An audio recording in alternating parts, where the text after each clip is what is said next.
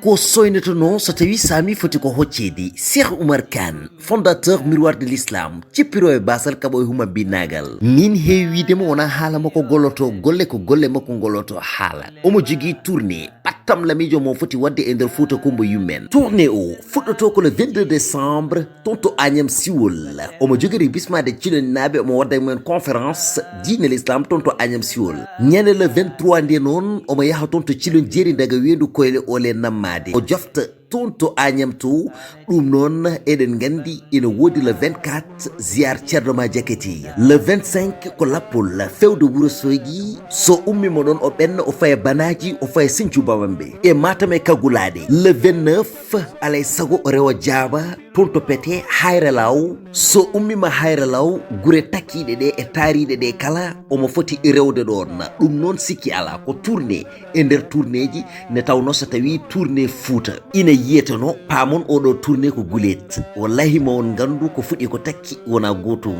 udumere wona lomto bafal so wona so tawi asli mum ko basal fondateur Miroir de l'Islam ko mum ko dokke Allah ɓuuri jiro wadde yiye ɓuuri haalde ha nane ne tawno omo ardi fodde ujunnaji 15 neɗɗo ina tawe e nder Miroir de l'Islam nden so timamo huɓɓi almu tangilama gore daɓɓe ɗe jiida kerol yeeso e caggal sarimaɓe ɓe condi kirkeji ma ɓitta condi ɓitta banum debbo huɓɓa sagata jambaro o daro woni jarowo yeeso mo ruttade caggal ala koji